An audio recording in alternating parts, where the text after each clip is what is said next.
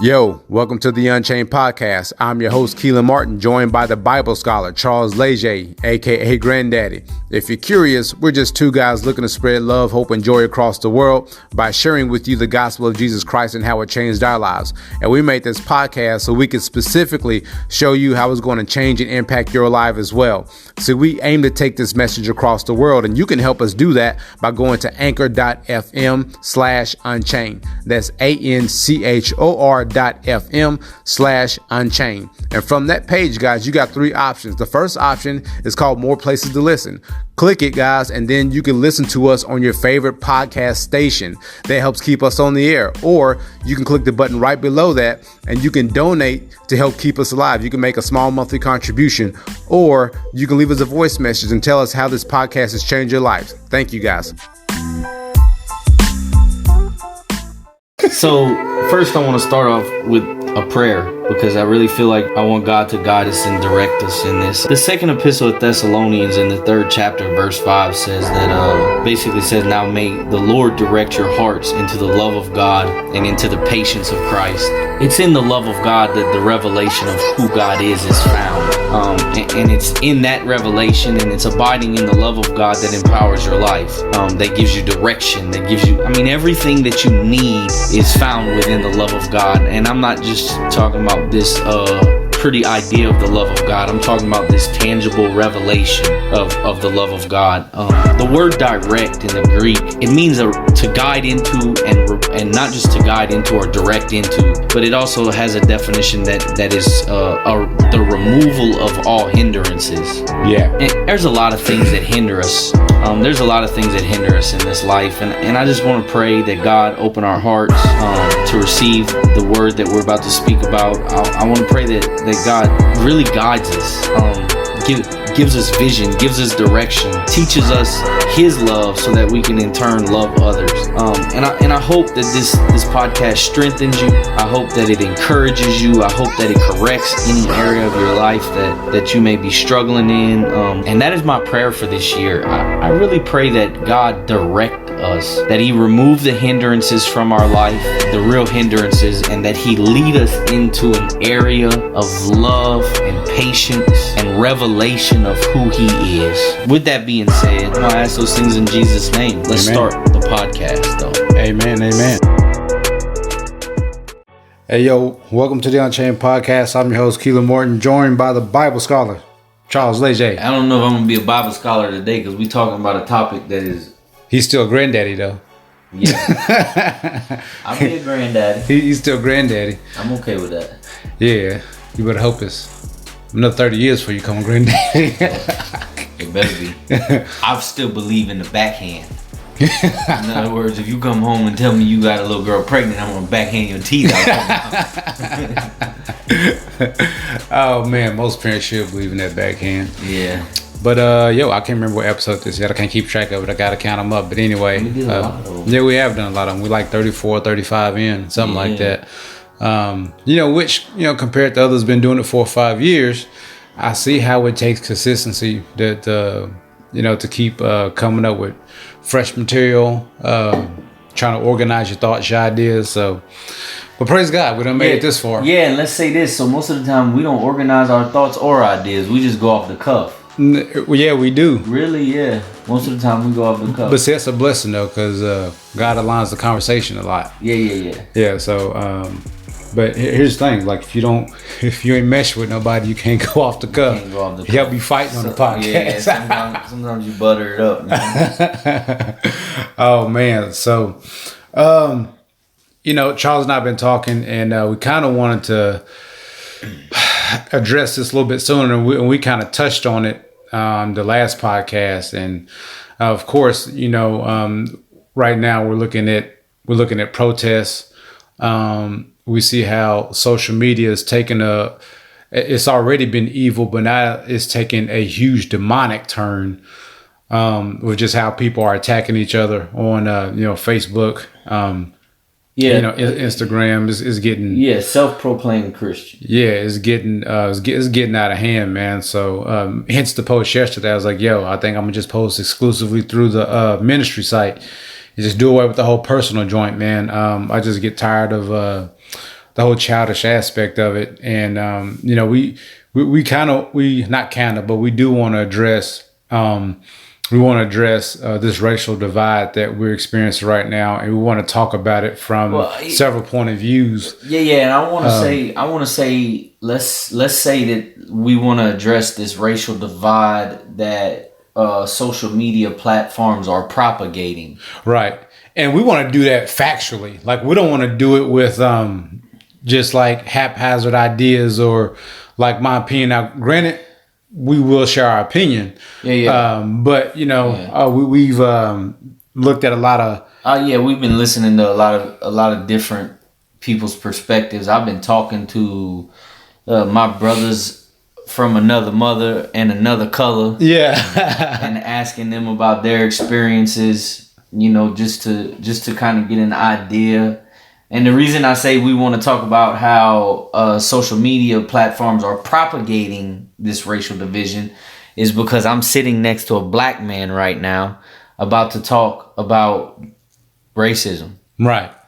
I walked out of work this morning with a black man and talked about racism. And there wasn't any hatred. And there wasn't any, you white supremacist or you Black Lives Matter advocate. There wasn't none of that going on. Right. None of it. I had a great conversation with a few of my black coworkers lately that had nothing to do with hatred or racism. Right. You know, very, very, very good guys. So let's line it up this way. You know, and I believe it's in 1 Samuel chapter 16, a very popular verse where it refers to like the outward appearance and how God actually sees the inner man of somebody. When he chooses David. Now, I do want to line it up with this particular phrase, and it's a phrase that a sniper would use, and it's called a vantage point, which is a good way to see something. So it's a very affording way that you can get your eyes on the specific target. The right perspective. Right. So I remember there was like a movie called Vantage Point, and what they did was they scoped the downtown area. Or when there is a shooting, they go, okay, what was the vantage point for them to get that shot? Because we had the perimeter like heavily secure, but somehow this shooter found a good vantage point. He found like a chink in the armor to where he can get that shot off. Now, I don't want to use it in that context, but I want you guys to actually just kind of listen to what we're saying. Yeah, think of that. And think of, you know, the vantage point, because another thing that we're going to address is how everybody thinks they're right in their own mind. Everybody's leaning on their own understanding. Their own experience. Right. So you think you have a vantage point and you're speaking on social media from your vantage point. Yeah, well, and that's another thing that I want to add to that, because I heard that the other day when I was looking at some stuff. I know I heard God say to me, I don't want you to ever reduce a man to a statistic because of the color of his skin. Right. Rather white or black. Right. I don't want you to look at a post on Facebook that says black men commit 98% of the crime in this country. I don't even want you to consider that, because one, that statistic may not even be true. Right. Two, if that statistic's true, what percentage of black people does that even include? Right. Because I know ain't all kind of black people in the hood answering them questions. Exactly. Like, I'm gonna come up to you and say, how many crimes have you ever committed? They're gonna tell you, get the up out of my face with all that nonsense. Right. So I feel like God was telling me I'm not gonna reduce a man to a statistic, rather white. I'm not gonna look at a statistic on the internet. I seen a statistic earlier on the internet that said the median income of the white household was $171,000 a year. And I thought to myself, man, I missed that bus. I don't even make half of that, bro. I make about 70. You just ain't there yet. Yeah, well, yeah, maybe yet, but I still ain't there. So that statistic is a lie, bro. It's to promote a narrative. And that's the thing, is like a lot of people are taking those narratives and they take those statistics. And you gotta think about it. When you hear a stat, you gotta ask whose calculators that comes from. And whose perspective. Exactly. Because for every Look, I can find. Let's just throw some out there. Let's talk. Let's say systemic racism. I could find statistics that say it exists. I can find statistics that say it doesn't exist. And both of the people putting those statistics out there are normally federal bureaus. Right. So, and here's how you can view that, Charles. We used to have this saying that if you dig for a booger long enough, you'll find one. Your booger. So that means if you want to look for stats that favor your argument, guess what? You're going to find them. You're going to find them. If you look for ones that disagree with your argument, you're going to find them. So it depends on what you're looking for. Yeah. So if you're looking for racial inequality, guess what? You're going to find it. Hey, you know what? I want to find a stat that maps out political corruption. Hey, I'm sure you're not going to find many of them. They're going to hide those stats. So, but let's talk about this right now because these are some hot topics. Let's talk about systemic racism. Okay, so let's do this in point of view. So let's say systemic racism point of view. That as is one point of view, we're going to view this one as... Yeah. Let's say this. Is it real or is it fake? My personal opinion, I think there is definitely some realness to it. You could research all this stuff, man. You cannot. So if I look at developmental psychology, I cannot say that the pure hatred and oppression that black people or people of color suffered in this country for hundreds. I'm not even gonna say when the first slave came to the States because it wasn't the States yet. It was just colonies. Right. But let's say even after we became the United States. 1776, and then the Civil War was like 100 years later. Well, I hate to tell you, but racial equality, they didn't just all of a sudden decide to free the slaves and everything was rainbows and lollipops and racial equality was at the forefront of their mind. There was absolute hatred, inequality, social injustice, all the way up until really 60s and 70s. You still finding stuff that is, crappy, right, shady. And then when you start to look at the system, you start to find things like, banks redlining certain neighborhoods that are predominantly black and not giving them loans, not putting money in their neighborhoods. You start to find things like, and not saying that still goes on today, because I haven't found one article that can prove that still goes on today. Maybe it does, maybe it doesn't. I'm not saying one way or the other, but it definitely went on in the 60s and 70s, which would be your dad, my dad, right? Which is that's like throwing a rock across the street. That's right there. Yeah, that's not that far down the line to where all of a sudden the black communities have just recovered from all of that oppression, and we could talk about CIA agents flooding the black neighborhoods with narcotics. We could talk about politicians flooding neighborhoods with narcotics. We could talk about, just all the shady stuff that has happened in the black communities. And it's absolutely affected young black men and women in drastic ways. Yeah. So, yeah. Let's say systemic racism. I don't know if it exists still today as much as they want it to. I know it definitely did not that long ago though. Right. And I can't really say that, they're plotting somewhere. It's like, hey, how can we further destroy the black community? I can't say that's a thing. But I can't say that's not an idea that crosses people's mind.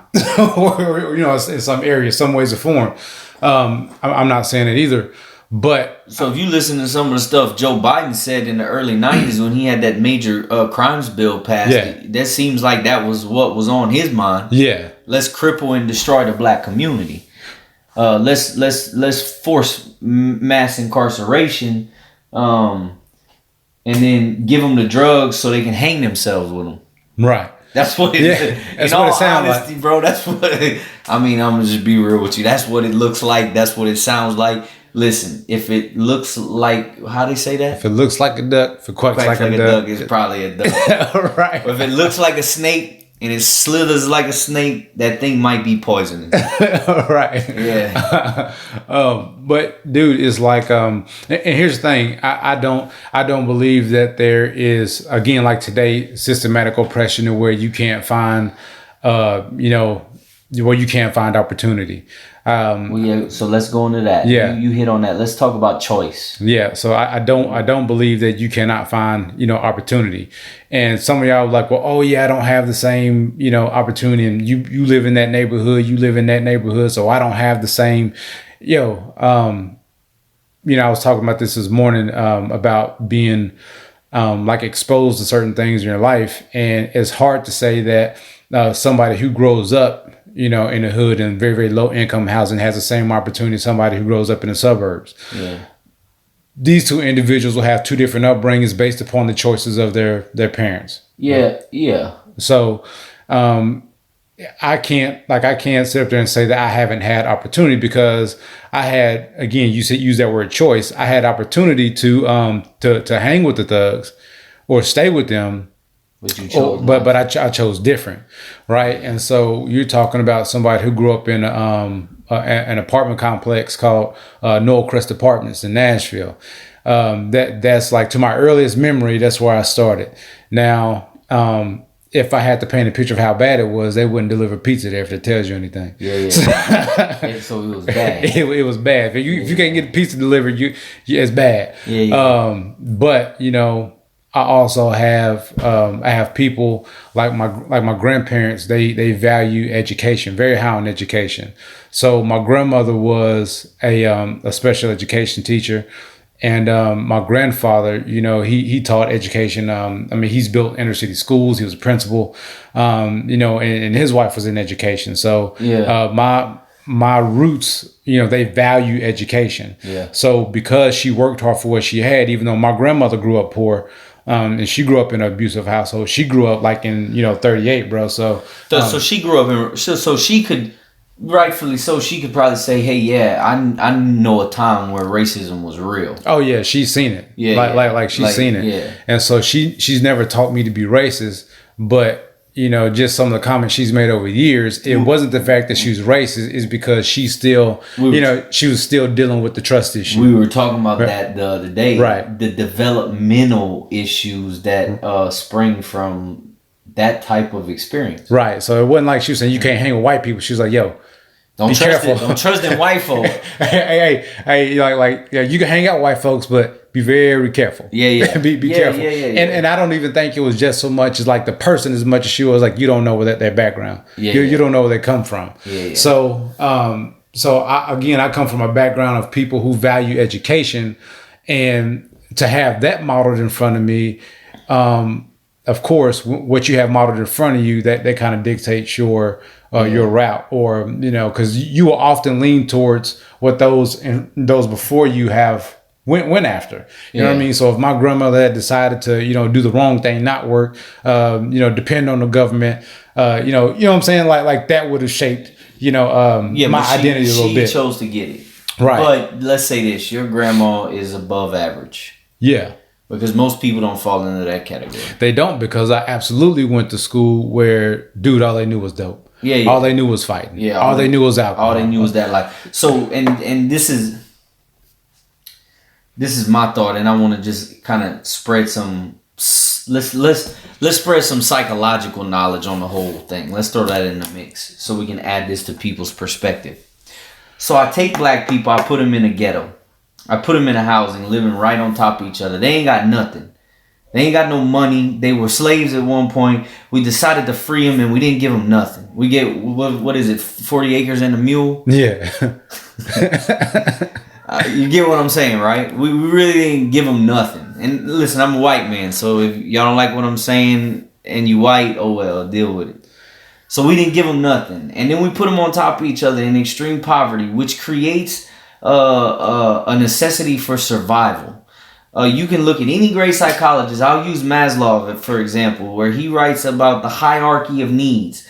And basically at the very beginning of a person's needs are those things that we need for survival. So I take a group of people, I put them right on top of each other with no money and nothing, no way to make it. And so they're gonna eat. They gotta eat. They're gonna do what they gotta do to survive. If that means they gotta rob somebody, they'll probably rob somebody. That means if they gotta cross the tracks and rob a white man, they're gonna cross the tracks and rob a white man. And then let's say 10 years later, I decide not to lend them no money. And then 10 years after that, I decide to start flooding those neighborhoods with drugs and then taking the fathers out of the home by incarcerating every single person who gets caught with the drugs I put in the neighborhood.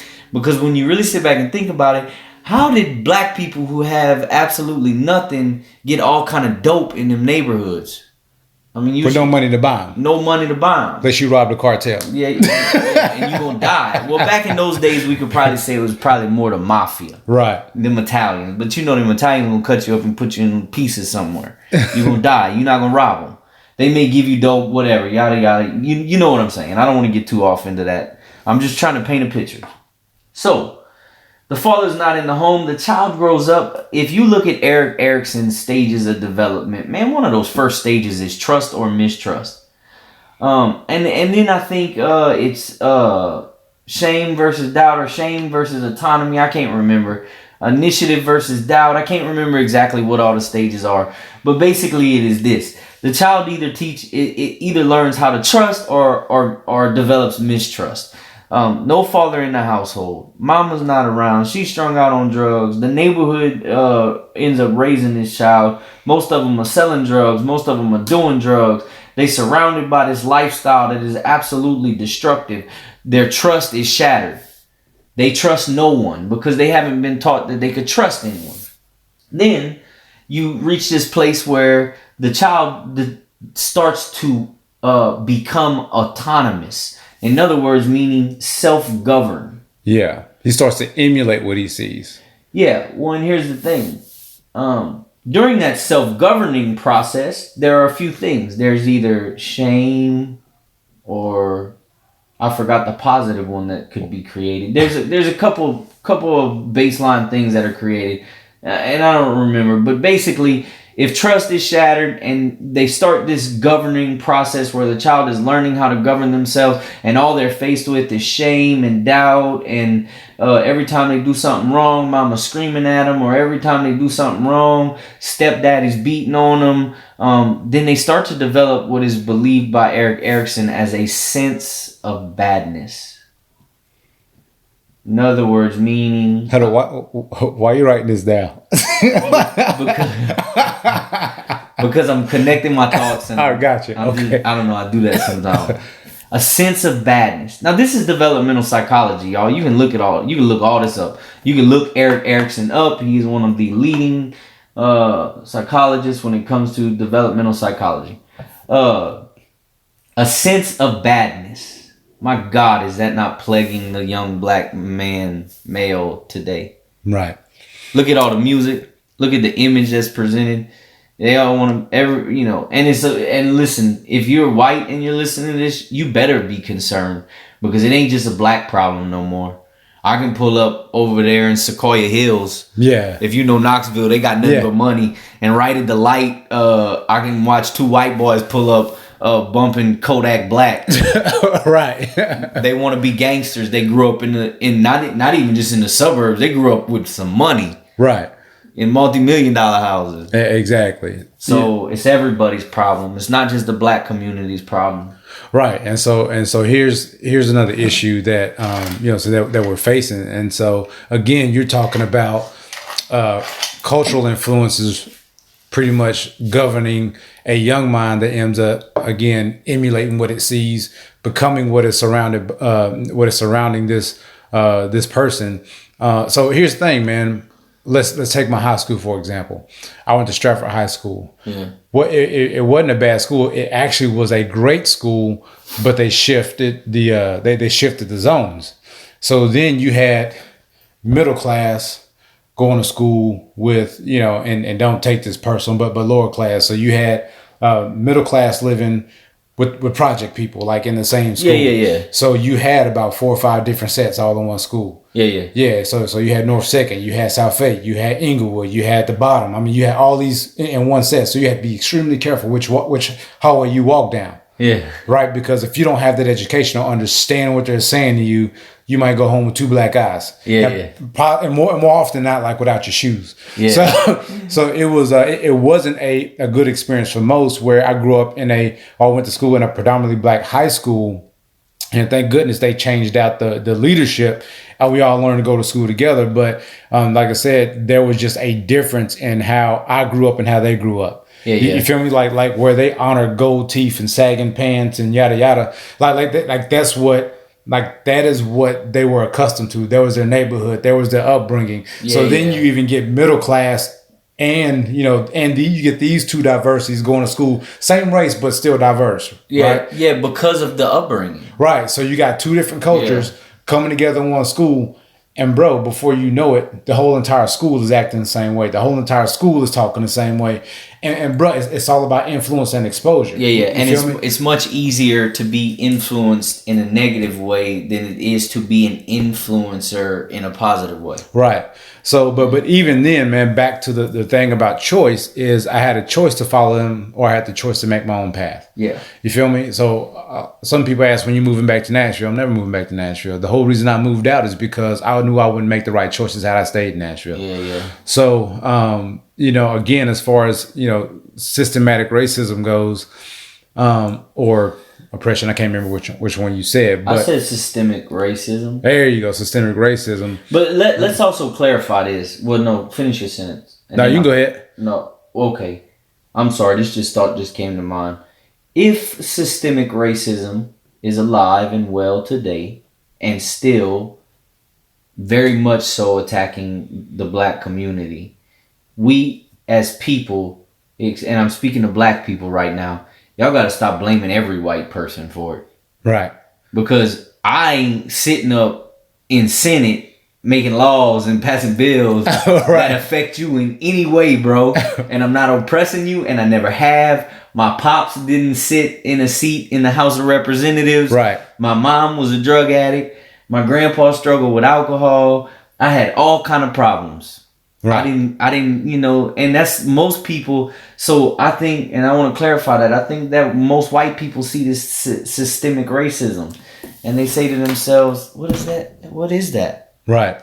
You know what I'm saying? Because when they think back on their own experience, and it may be egocentric in thought, they may be only able to see from their perspective. But when they look at their perspective, they say to themselves, wait a minute, I've never done anything to oppress a black person. Right. I've never done anything to. Now you telling me I'm racist and. Yeah, why you mad at me? I didn't do nothing. I didn't do nothing. Right. Yeah. So then flip the coin. Now you're prejudiced against me for something that I didn't even do. Yeah. So because you black. Right. Yeah, that's how it goes. Like, you black, I'm white. So you mad at me because of white privilege and systemic racism, and I'm mad at you because of Black Lives Matter and looting and rioting. Right. And so now you become the hypocrite, but I can't say it. Because then I'm a racist if I say it back. Yeah. It's a whole. This is what this mess on social media is doing. And I'll be honest with you, I think it's class warfare more than anything. It is. And I think it's political agenda. Bro, trust me. I'm not. I'm 100% on board with you, because every single time we get close to election, this is what happens. Oh yeah, and if the system is still oppressing black people, which it's not, I'm not saying it isn't. Please don't mistake what I'm saying. If it is, it's some elite rich white folk and probably some elite rich black folk too. Because let's be 100% honest, we can look back over history. Black people have never had a problem with oppressing their own people. Right. Just like white people have never had a problem with oppressing their own people. Right. It's the condition of man. Wickedness, immorality, and it transcends color. Yeah. It doesn't matter what the color of your skin is. Look, you could go back to Europe back in the day. There wasn't no black people in Europe, and they were slave owners, and there was people living in extreme poverty, and the rich folk was abusing the poor folk. You could go back to Africa where there wasn't no white folk, and the rich tribal leaders were abusing the people. We could go on for days and look through history, and we can see in every history of every civilization, no matter the color, no matter the race, there has been oppression.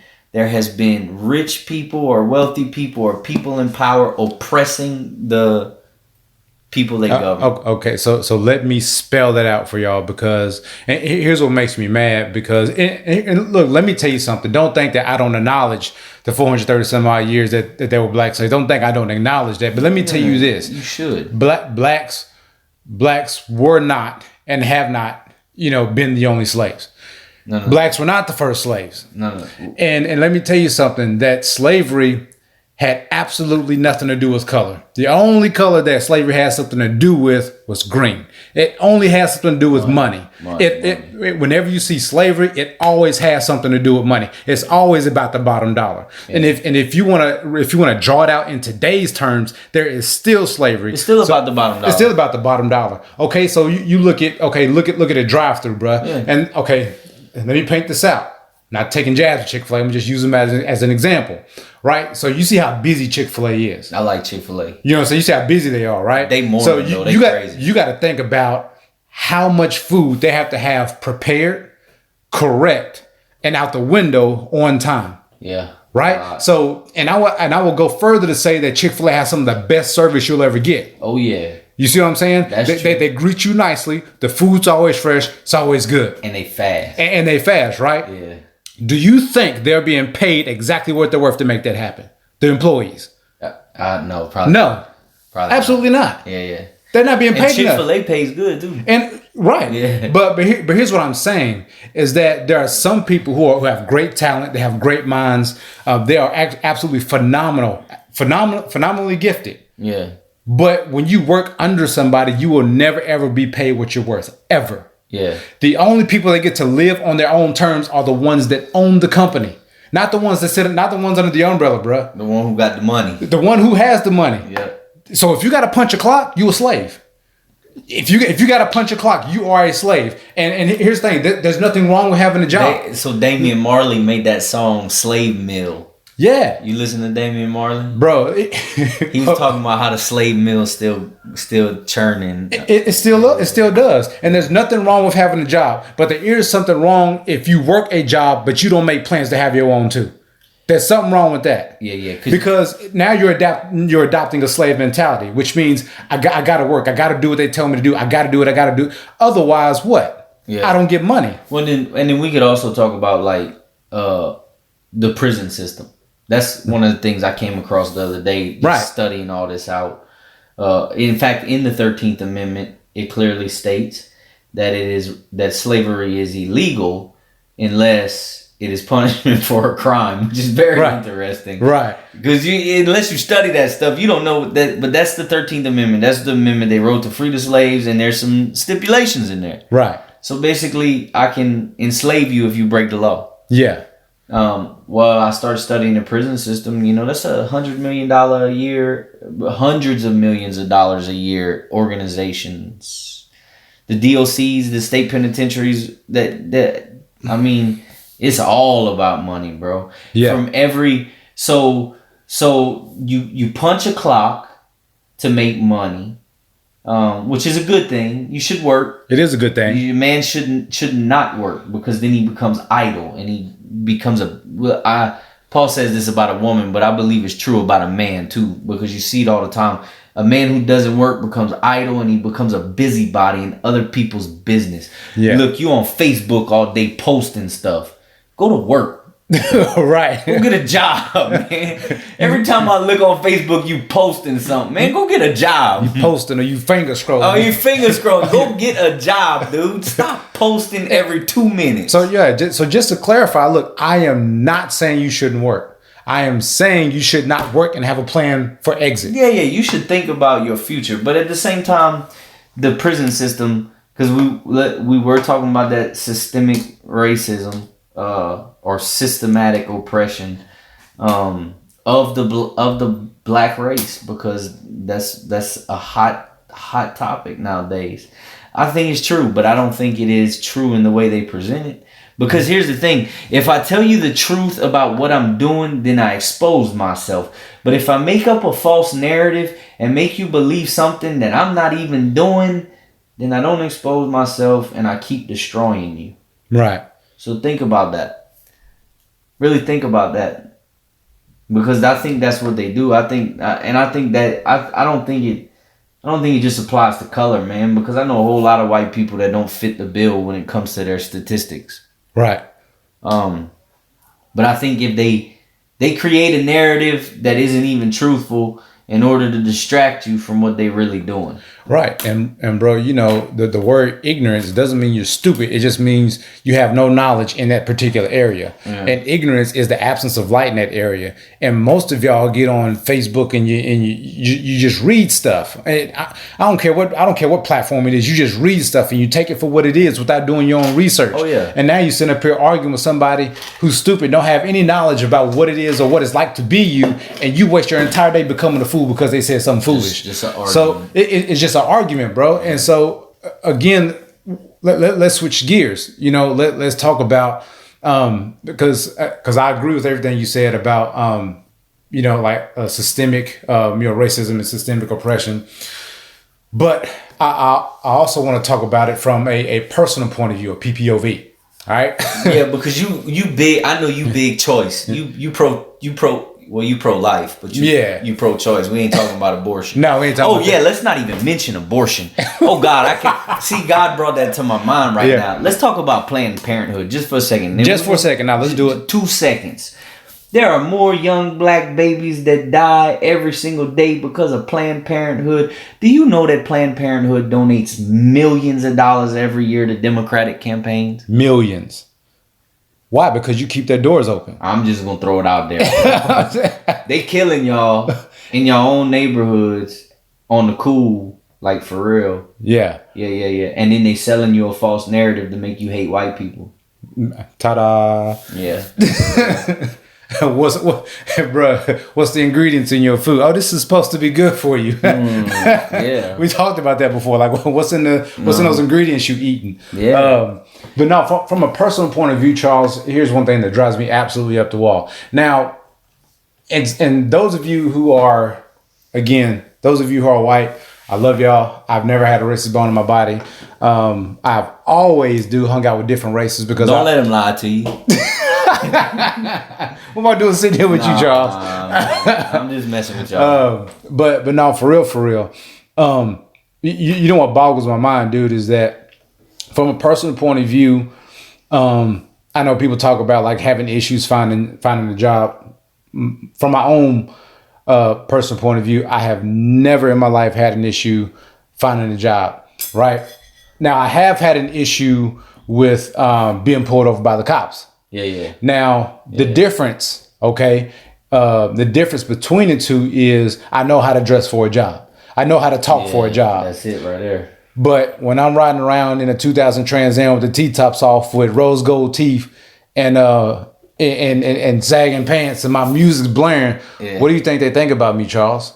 They stereotype you right away. Do you absolutely think that they don't know what a Lil Wayne video looked like back then, or you see what I'm saying, or 50 Cent video? Like you mean to tell me Come on, man, don't let them white cops fool you. They listen to Lil Wayne. I ain't saying they don't. I'm just saying they know who he is. You're right. I'm not saying they don't. No, I'm just messing with you. But what I'm saying is do you not think that when they're going through the academy that they're not educated on what your threat should look like? Oh yeah, they stare. Yeah, and I may not even be an angry dude. I may not be a thug. I may not even be packing. But because I fit the bill, you got to pull me over. Yeah, but that's not. And that's. I'm glad you brought that up because let's just talk about that for a second because that doesn't always necessarily have something to do with the color of your skin. Listen, I done been arrested a bunch of times by white cops. Been pulled over and been profiled. I got tattoos all over my hands, my neck, my arms, all over the place. I'm sagging my pants. I'm full of pills, full of weed. I roll the window down and weed smoke comes out the car. You know, like that type of stuff. Or I open the door, or me and my buddy getting pulled over one night. He throws a 24-ounce tall boy out the window. Like the cops don't see a big Budweiser can flying out the window. Just stuff like that, you know, and we white. But we still went to jail. And I got into it with the cops a few times. And I got friends that got into it with the cops a few times. They all white. And guess what? The cops did them foul. And they went to jail. But here's the thing, though, Charles. Here's the thing. When you get pulled over, bruh, it's one thing to know your rights. It's another thing to have an attitude. Yeah. It's another thing to just do what you're told. Now, again, I can't go on behalf of the narrative. Well, yeah, explain that experience for us because you don't really fit that whole thug bill. You dress like a white boy. Shut up. You really you may wear a backwards hat, but that's about it. Yeah, so here's the tale of two different lifestyles. Before Christ, after Christ. Yeah. Okay? Two different lifestyles. Yeah. So before Christ, I sold weed. Before Christ, I drank. Before Christ, I hung out all times of night. And you wore your pants halfway down your butt. And I did. You did? And I had 6 goals on the bottom. But no, you had them little snap-on goals that you. Oh no, that was a real. That was real. I had a bottom grill, six of them. Bro, for real. Oh, I believe you.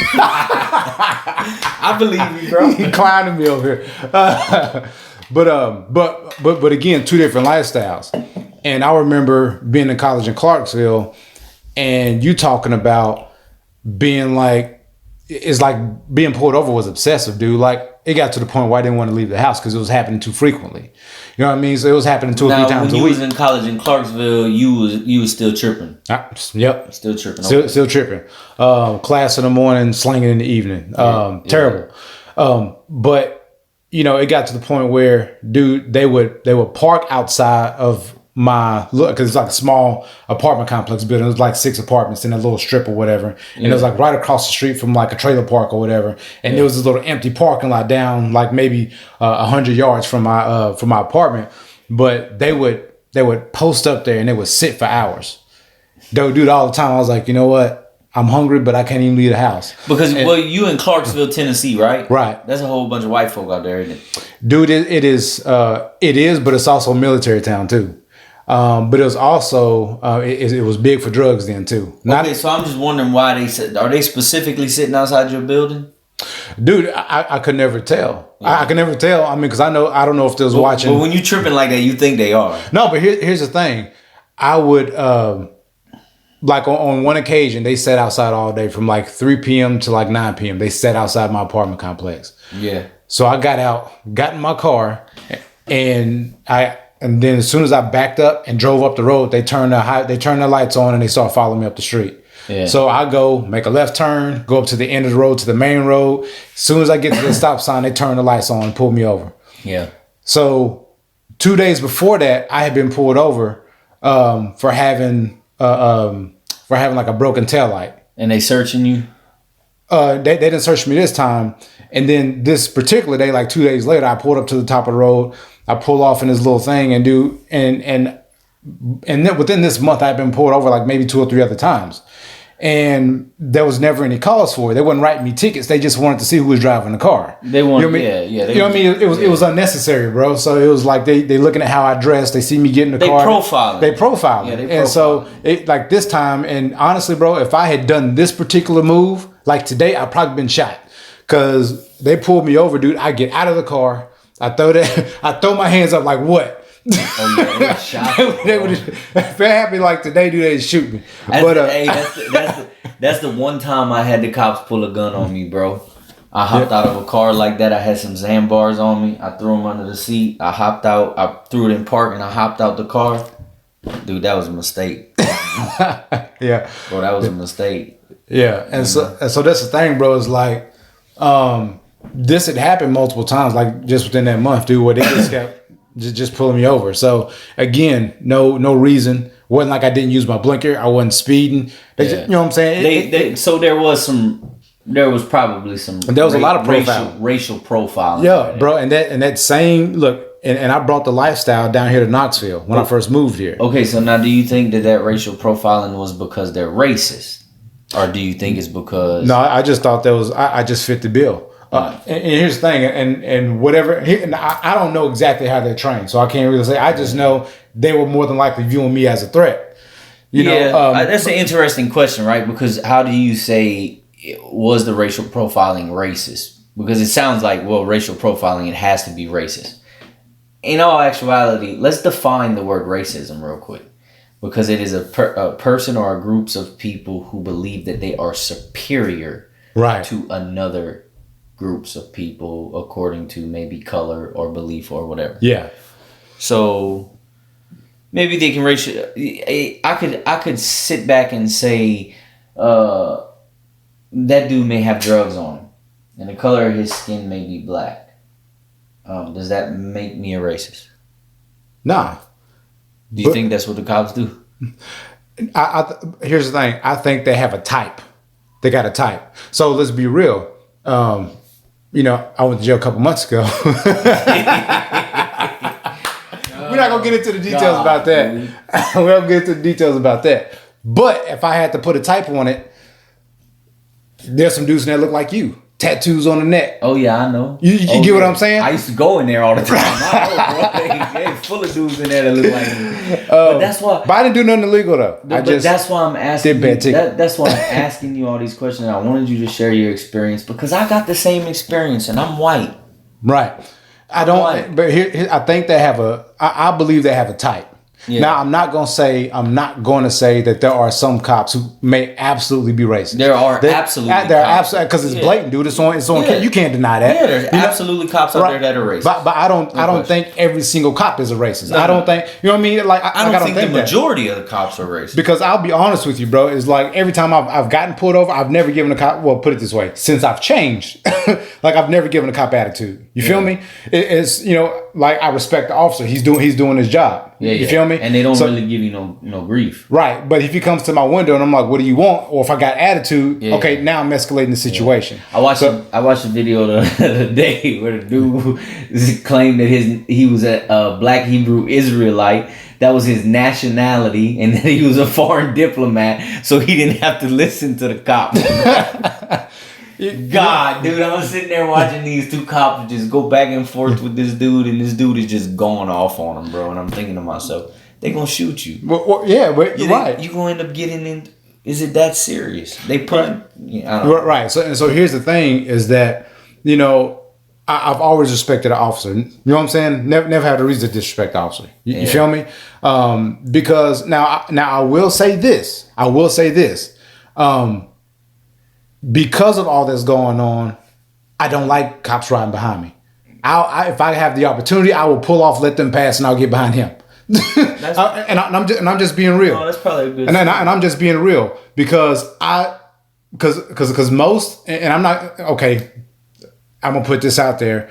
Most white males. I don't worry about that. No I'm gonna say most white males probably don't have to pray about whether or not they're gonna come home if they get pulled over. No. I don't even think about that. You feel me? You know what I'm saying? That's not a thought for a white male, but it's a thought for a black male. Yeah. It's a thought for, you know what I'm saying? Like, I don't know if he's pissed off because of, what the whole world is doing. Yeah. You understand? Yeah. So it's maybe he's racist. Or maybe he's racist. You feel me? So I would go to say that most of you who are white and white males, you don't think about that. Like, you know what I'm saying? Like, if I catch a cop on his bad day, does that take me from coming home to my daughter in the morning? You get what I'm saying? Yeah. Look, does that keep you from coming home? And most people don't think about that. You think, well, he resisted arrest or he did this. Look, we don't have the whole story. Yeah, we don't. And he, you know what I'm saying? And that's the thing, we don't have the whole story. That's a problem right there. It is a problem. Yeah. But you know what I'm saying? I would, but you definitely want to hear me go on record and say $20 ain't worth a man's life. I mean, I'm not gonna sit up there and say that. I don't care if he resisted arrest or not. That was just blatant murder. But what I am saying is that, if you're a white male, 9 times out of 10, you do not think about whether or not you're gonna make it home. Now that's something that I have to worry about if I see a cop riding behind me. It's a subconscious because of all that has transpired. So at one point, I may have thought sideways about the cops being behind me, and I may have had a thought where I'm on it if they try to mess with me. But that wasn't because I was white. It was because I was a criminal. Right. It's because you was riding dirty. Yeah. And that's the thing is, like, Charles, I don't ride illegally. Like, I don't have a piss. Now you don't. And now I don't. It's like, well. So now it's like, yo, do I? And everything that's going on in the world creates so much tension between the races. Let's just say everything that's going on social media creates so much tension between the races. And I agree with you. I don't think that's the everyday experience of a white man. I don't think it is the everyday experience of a white man that they hop in their car, the cop gets behind them, and they think, man, I wonder if this dude's going to pull me over because of the color of my skin. Or I wonder if this dude's going to pull me over because he thinks I got drugs in the car. And here's the thing, Charles. Like, I'd never know. I have been pulled over from the cop facing me. We both at the light. Yeah. Both about to turn onto the on-ramp for the interstate. Yeah. I don't even get to make the turn before he turns his lights on. Yeah. Like, why are you pulling me up? You get what I'm saying? Yeah. Like, why are you pulling me over? We're facing each other. Yeah. You know what I'm saying? It's daytime. Yeah. Like, I don't need my headlights. Yeah. Why are you pulling me over? So there's definitely some racial profiling going on. Right. So, and that's the thing. Like, I don't think a white male ever has to think about that. No, I don't disagree with that, because now that I don't behave the way I behaved and I dress completely different, I don't have drugs on me, none of those things. That's not even a thought in my mind. Right. You know, the cop gets behind me and I don't even pay him no mind. Right. And so there's things like, while I still can't say, every white person is racist, I can't say, cops are racist, but I can say racism does exist in some form of facets. Like I told you about, like, early childhood experiences. I played football at my high school. We show up for a homecoming game out in Cheatham County, and somehow they were allowed to make floats with black people hanging from the floats. You know what I'm saying? Oh yeah, you told me about that. Right. And you're playing the game, and in between plays they take Cheatham County. That sounds right. That sounds like some backwood hillbilly stuff. It is. You know what I'm saying? It's like, I get tackled. They get up and whisper in my ear hole, like, go home, nigga. Like, that's what they say. Yeah. You feel me? Like, those kind of things are what I've experienced. So then they definitely and I know that's true, because I noticed that in some parts of East Tennessee, where it's heavily white, they definitely got some white folk that got some racial tendency. Right. And so I can't say that's the majority. But here's what's crazy, Charles. Here's what's crazy. And my church might be mad at me, but I love y'all anyway. Here's what's crazy. Like, so the church that I go to, I've been one of very few, or the only at some standpoints, in 12 years where I'm the only black one or only black person in the congregation. Yeah, I know. I used to go there. Right. Besides my kids who are half black. Right. Yeah. So. Oh yeah, you used to date a white woman. Let's talk about that. No, I'm messing with you. Oh man. So white men are racist, but white women ain't. I know. Yeah, that's how it goes. They're racist because we date white women. Yeah. Whatever, dude. All right, time out. Yeah. All right. But no. Here's the thing, man. Okay, so let's talk about it. I've experienced racism, like in my church. Okay. Yeah. Not, it's disrespectful for me to put names out there, but let's look at a couple of scenarios. Now during this time I've gone to my church, I've had, where something like this happens, where where a black man is killed by a police officer, or gunned down out in public or something like that. Of course, because of things that have happened in the past, the black community gets hurt. It's felt. You know what I mean? Yeah. They feel it. And again, I made this statement the other day that we do have to address that it's a human taking another human's life. Yeah. We do have to address that. However, when you operate in your opinion and you get on Facebook and you start saying certain things, and I've been worshiping the Lord with you for 12 years. Yeah. I almost wonder where your heart and where your mind is, because some of the stuff that you say is directly offensive toward me. Yeah. And I can get my feelings and say something about it, but you smile in my face every Sunday. Yeah. And you know what I mean? Because what they say is not, I think, and this is just my opinion, but I've noticed, and I'm not going to say I know who you're talking about, because I don't, but I may. There's a couple. I think they're so blinded by their own political opinion that they pick sides and they share statistics and post things that are right-wing, conservative, or left-wing Democrat. And right. Please understand that I don't know about you, but I don't really have a political allegiance to any of them clowns. Right.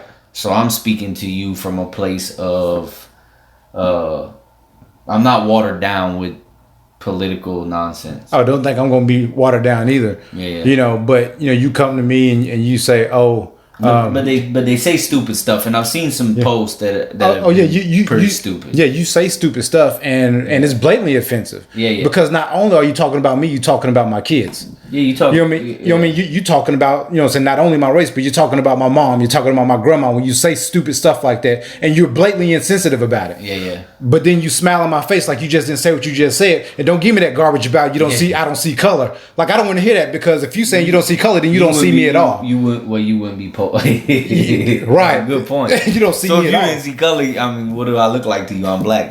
Right. Yeah. And if you want to get personal about it, that you honestly don't see Jesus. Yeah. You honestly don't see the disciples that you fought. Like you don't see them either. Okay, and here's an interesting thought, because I had this thought earlier. It's interesting to see how quickly a person's allegiance will just shift. But, you know, 2-3 weeks ago on Sunday morning they were super Christians. Now, since all this stuff happens, they done threw forgiveness and mercy out the window. Right. They political crusaders. Right. Who follow a party or an agenda. Yeah. So it's nonsense. It is nonsense. It's hypocritical. It's very hypocritical. You know what I mean? Like that's just one scenario. Like I got to deal with the stupid stuff that you say, and me being a Christian, I keep my mouth shut because. Well, maybe it's not always best for you to keep your mouth shut. No, it's not always. Hence this podcast. But no, it's not always. It's not always good for me to keep my mouth shut. Sometimes, but because I respect my past and I respect the house of God, I don't have that conversation under that roof. You feel me? But also in certain areas, or the certain scenario was where, you know, the last time something like this happened, my pastor was like, "Yo, we need to address this, and I don't want to address it with the church."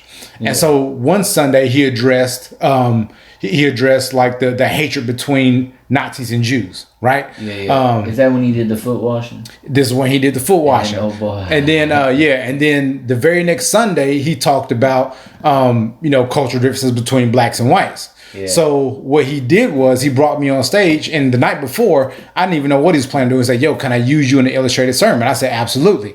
And so what he did was he brought me on stage and he washed my feet. Yeah. And this was just to exemplify how Jesus served his disciples. Yeah. Right. And he was saying that, our love for one another should, we should serve one another out of love, out of brotherly love. Yeah. You know what I mean?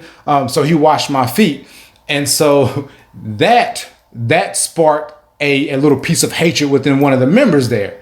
And this same guy, I know who he is. Oh yeah, he left. And here's the thing, like this guy, this is what. And here's the thing, this didn't even make me mad. I thought it was hilarious that you didn't have guts enough to talk to me. I thought it was kind of funny. Well, here's the thing. It's like he spoke to me. Look, Charles. Here's how long he put on a mask for about 8 or 9 years, bro. He'd been there for a while. He'd been there for 8 or 9 years. We talked every single Sunday before service started. I shook his hand or hugged his neck every single Sunday. Yeah. And so you call my pastor a nigger lover because he washed my feet. You feel me? Mm-hmm. And now look, y'all may not like that word. I don't like the word either, but I'm just calling it like it is. Like I gotta say it, because if not, because if not, you won't understand, what that feels like. You know what I'm saying? To somebody like you trusted, somebody you broke bread with, you had communion with each other. You feel me? And then you call me out of my name. You blatantly disrespect me. You know what I mean? And then you leave the church because your feelings got hurt. But yet you would much rather judge me by the color of my skin versus ask me what it's like to be me, versus ask me, what makes a certain part of the black community do this. Like, how do they struggle, but yet you succeed? Like, you don't ask those questions. So let's also talk about that, because let's talk about the real problems in the black community. Because let's be honest, 100% honest, police brutality is not the biggest problem in the black community. It's not. Nowhere near. In fact, it is probably on the scale of things, it is probably the least of problems within the black community. That's not me saying it should happen, and then that's not me saying it's okay when it does happen. That's not what I'm saying.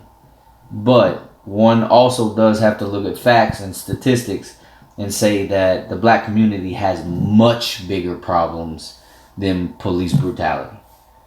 Much bigger problems. In fact, if I believe that there is a system that oppresses the black people, then your elected officials are your problem, are a part of your problem. Not just my elected officials. Because you can, it's interesting, and I say this, And I've researched this. We were talking about this the other day. We were talking about Baltimore. We were talking about the fact that the mayor is black. The chief of police is black. Most of the city council members are black. And it is one of the most violent and most impoverished cities to live in the United States. And I don't think it has anything to do with the color of the leadership's skin. I think it has something to do with democratic policies. Right. I think it has something to do with the influence that probably white politicians, white Democrats have on these younger politicians coming up. They place these democratic policies in place in cities, and they absolutely oppress and destroy the people there. Right. And then what it leads to is it leads to crime, it leads to drugs, it leads to everything that is going on in the black communities, gun violence, gang banging. So let's say this: the police brutality is not excusable, and not at all, not excusable, and it's not okay. We do need to take steps to solve it. Right. But it is just a byproduct of the condition of the black communities. Right.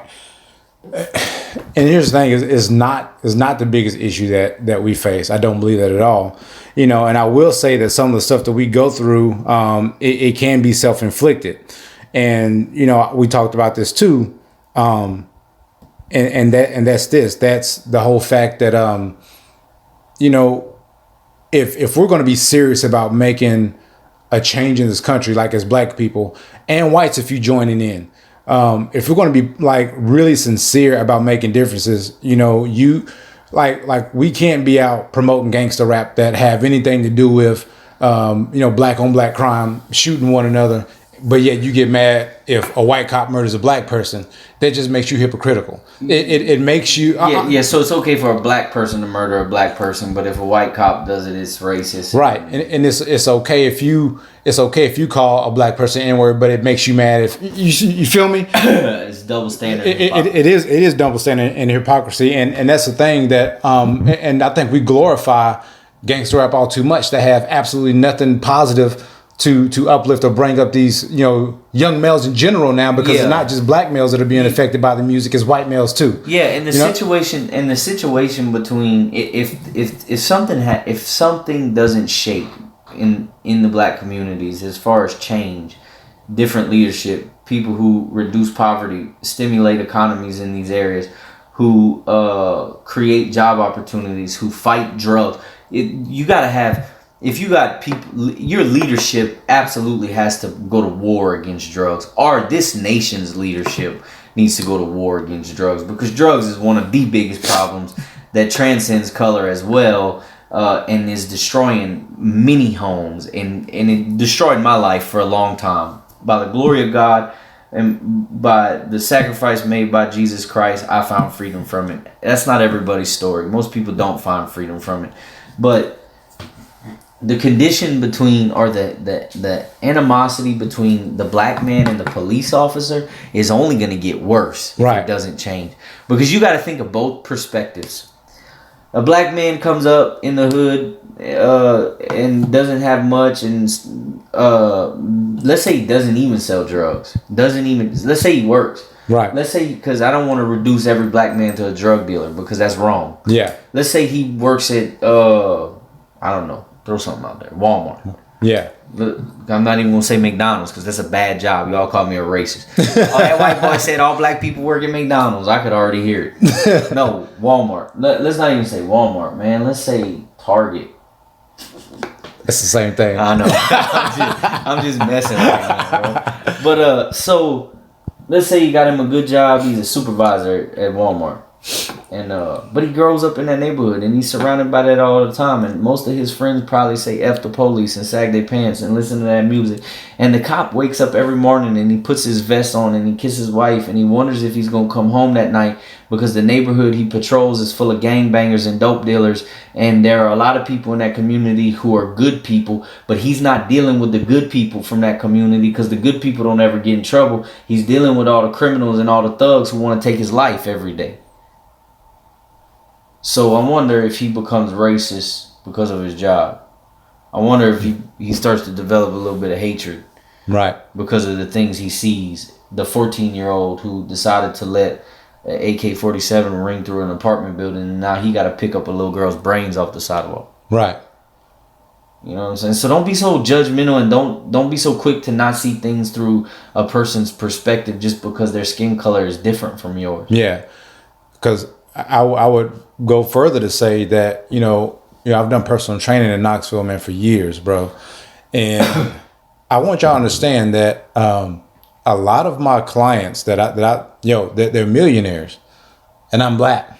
Yeah. and they're white, and I go in their home and they oppressing you? Nope. They pay good. They pay good. they pay good, but not even that. They ask about my family. You know what I mean? They like sometimes they'll give me tickets to like a University of Tennessee football or basketball game. So so racism isn't as alive as they would like for us to think. Nope.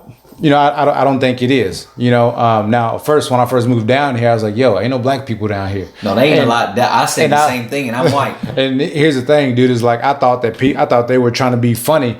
Because like when I worked out at East Knoxville, all the white folks were like, hey brother. I was like, you trying to be funny? Like, I was like, we gonna have a problem? But no, that's just how they talk. Yeah. You know what I mean? So that's the church. Hey brother. Yeah. But now this was actually a food city when I grew up in Southern Louisiana, bro. When I got out here too, I was like, where's all the black people at? No black people around here. Bro, it was a culture shock. Yeah. Straight up culture shock, man. So and then what you realize is all the black people in East Tennessee are on one side of town. One side of town. Yeah. One side of town. And you already know what that side of town is. It's cutthroat. It's cutthroat, bro. And so that's the thing, man. It is a problem. That's a problem. And so again, the only way we make the change from that and help them see a different side of life, man, is through exposure, man. And if you're not willing to expose any of those kids to anything better, then how do you expect for them to change? Because it's easy to look at them and say something like, well, they know that it's against the law. Why would they do it? Well, but if that's how you grew up, then you don't see any other way. Like that's how you're conditioned. Yeah. You know what I'm saying? Yeah. So unless you are willing to take time out of your busy schedule to go and educate them, because let me tell you something, dude, like it's only because a married couple by Jim and Melanie who decided, you know what, we're gonna go to Stratford. We know they don't have a good reputation. We know there's some thugs in there, but we're gonna go and spread the love of Jesus anyway. We're gonna see if they want to hang out with us outside of school, get to know Christ. We'll feed them. We'll do whatever. You know what I mean? They took time and invested into me, which is part of the reason why I'm here doing what I'm doing right now. You talk about this little dorky dude named Troy who couldn't play basketball worth a lick, but decided he wanted to have like a church basketball league and would take us, who were, dude, we're hellions, man. We're bad. We made fun of him. We talked about his glasses, made fun of how he sung. Like, we're terrible, but that dude still poured into us, man. Like, he had a love for us like no other. And he'd come get us every Tuesday. We play basketball, and we sing songs with him. And then talk trash to him, huh? And we talk trash to him.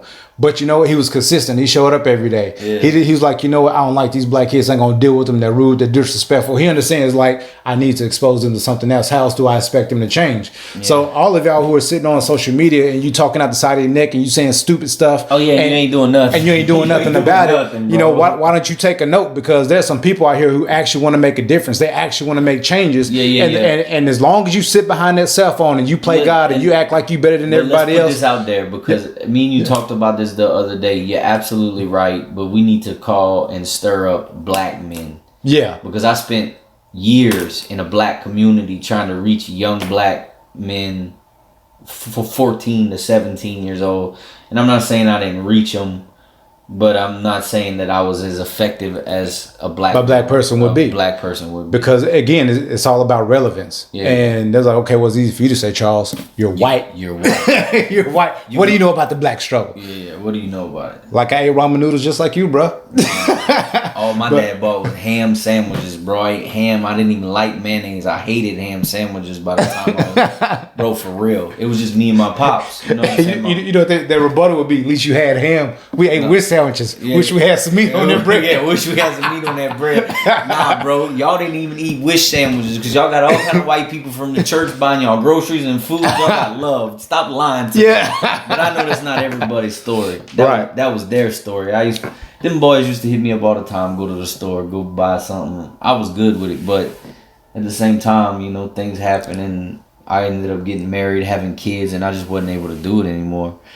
But I think for the most part, to just sit back and talk about trying to make a change, to discuss social media post all day and not actually get out there and do anything, that's hypocrisy. Right. You know what I'm saying? Because you're not spreading love. All you're doing is spreading hatred, man. And I'm not saying you got to give every single day of the week, man. Look, I go one day a month. That's all I can go. And I go into a community that is, and I don't deal with kids. I deal with homeless and drug addiction, and it's in a bad community here in Knoxville. I'm only able to do once a month now because I work all the time, but I still go. And I still show that I'm there for people, and I pour myself into people. And I do it for a reason. I do it with the hopes that people's lives will change. If you just gonna sit back and talk about it, just shut up. Right.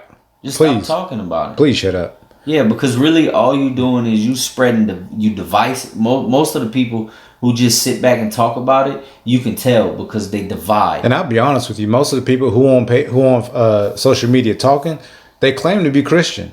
Almost all. And you're only, all of them I come across. and your main job is to win others to Christ. How you gonna win somebody to Christ if you? Yeah, but we throw that around so loosely now. I'm a Christian. Right. I'm in the club smoking weed Saturday night. I'm a Christian. But what I'm saying is, I'm drinking Hennessy with but here's the bigger thing is though, like I go to church with most of these people, who on social media talking trash.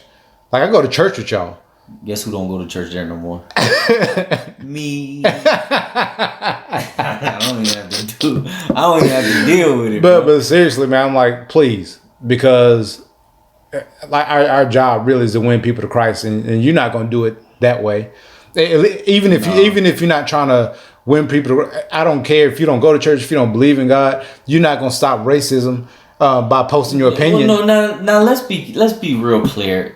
I don't want to say that. I'm glad you brought that up. You're not gonna stop racism. Period. Right. All this we doing right now, this ain't gonna stop racism. No. As long as men are alive, there will be racism. As long as men are alive, there will be evil, there will be wickedness, and there will be hatred. Right. And that's just that. Get over it. So the question is, just affect who you can affect. The question is, what are you gonna do about it? Affect them the right way. Yeah. The right way. Like don't sit there and make people angry and hate you and dislike you. Yeah. All you doing is sowing discord between people. That's all you're doing. I love it too. I see people, well, actually, here's the facts. Blah, blah, blah, blah, blah. The fact is... What did that do? The fact is you a hypocrite like the people you talking about. Yeah, because that didn't do nothing, man. That didn't do nothing at all. There's a right time to speak, and there's a right time to be silent. I think of Jesus. When they delivered him to Pilate. And Pilate is just grilling him like, hey, come on, man. And he nothing. He had nothing to say. Nothing. You know why he had nothing to say? Because he knew he wasn't guilty of anything. He knew he was doing what God had called him to do. And he knew that regardless of what he said it probably didn't matter. So he kept his mouth shut. Yeah, 9 times out of 10, if you got a... wisdom. Yeah, if you got to talk about what everybody else is doing, if you got to seek out other people's problems, 9 times out of 10, you guilty. You first off, if you're on Facebook stunting for likes, and if you're on Facebook doing this whole, I see a post, I'm going to share it and share my opinion about it, you already guilty because you don't even know if that post is real. Right. You don't even know if it's truthful. You ain't got no idea. A witness that it's called truth is established between what? 2 or 3 witnesses. Witnesses. So you see a post on Facebook that says a black man got whatever. You don't know if that's true. Right. There's all kind of posts on Facebook right now about this happened, that happened, and then fact check comes up. This ain't true. Right. This ain't true. Now you done shared the post. You done put your whole opinion behind it, and fact check then came out and said it's not true. Now maybe fact check's lying to you. Maybe it is true. I don't know. Yeah. You don't know. It's confusion. Right. And you look dumb chasing after confusion. But all you're doing is spreading rumors though. Stop it. Yeah, all you're doing is spreading nonsense. So I think what our main purpose in this podcast today was to acknowledge the fact that there is a problem. Yeah, there's a problem. There's a big problem in this country, especially for the black community. Not that we believe, or not that I believe, that racism is so alive and that I'm not with that. But I'm not with that, and I'll never be with that because it hasn't been my experience. And you may say, well, that's egocentric, if you even know what the word egocentric means. Right. And so that's the thing is like, you can't be so caught up on the past that you won't do nothing about the future. Because a lot of what y'all are arguing about, you throwing up stuff that happened years ago. Yeah. You know what I mean? You know. Well, see, my experience was, man, I always hung out with all kind of black kids. I didn't experience all kind of racism. Right. I hung out with all kind of white kids. So the thing is, God asked Samuel a question in 1 Samuel 16. He said, how long will I mourn for Saul, seeing as I have rejected him from reigning over Israel? Yeah. Now, here's the thing. I want to just take that little small piece. Like, how long are you going to mourn over what happened? Like, when are you going to get over that? Like, so like, when are you going to do something about it is the question. Like, are you going to sit and like keep moping about it and talk about what happened years ago, or are we going to do something about it? Because honestly, in this cliche, like, be the change you want to become, yo. Like be the change. So if you want to see things change in the country, you're not going to do it by spreading hatred on Facebook. You're not going to do it by posting your comments and your opinions all the time. It's not going to happen. No. But if somebody stands up, like we're, and I think that's something we got to talk about, Charles, is what are we going to do to resolve the issue? Like that's what I want to get to. So where is the solution at? I mean, it don't matter whether we're taking, like whether we're taking, like whether we go back to, where young blacks are, whether we, invite some people to Bible study. I don't know. Let's talk about these community issues. How we want to address it. Do we want to go and speak to them? Like what? There's so many different solutions. There's a lot of them, but we're not going to get anywhere by arguing about it. Yeah. We're not going to get nowhere by arguing about it. No. But I tell you what, I know if we want to change what the outcome is in young black communities, I know for a fact, I can't say, I'm just saying black community, period. I know for a fact there's got to be enlightenment. There's got to be some knowledge shared. Which means you got to invest. You got to invest. You got to. Invest. And if you ain't got money, then you got to invest some time. And, and if you're not willing to help, then just shut up. Yeah. And you better have a little bit of money because you're going to have to, because I learned that. You doing outreach, man, and you trying to win over these young men's hearts who are struggling. Sometimes they ain't even got money for food. Buying them something to eat goes a long way. You gotta invest. You gotta be selfless. You gotta be willing to walk in what you claim you walk in. Right. Let's close it though, because I'm tired. I gotta work. I gotta work tonight. Yeah, no, we good, man. But pretty much, we shared y'all's thoughts, our thoughts. Now, here's the thing: you're more than willing to comment, but don't put nothing stupid or derogatory. I promise I will block you. I will ban you. We're not gonna do that, and we definitely didn't post this for that kind of thing. They've been putting some stupid and derogatory. Well, we ain't even really talked about the topic, have we? Yeah, bro. Here's the thing. I mean, I think I've shared enough to make people mad. I think you shared enough to make people mad. Oh, today? But, yeah. Oh, they'll get over it. Yeah, they'll get over it. They ain't gonna do nothing about it. They not. What they gonna do about it? They not. But I'm just saying, like, have some common sense. Like, be an adult, man. Like, for real. We're gonna wrap it up right here. I think we said more than enough, which I'm good with it. You good with it? You got anything you want to add? Yeah, I'm good with it. I'm good. I'm real good with it. Hey, listen, if you're upset, you can private message me. I love you. Yeah. I'll send you a smiley face emoji. What? You're a fool, but all right, man. We love y'all, man. We're gonna get out of here. We'll see y'all next week. Yeah.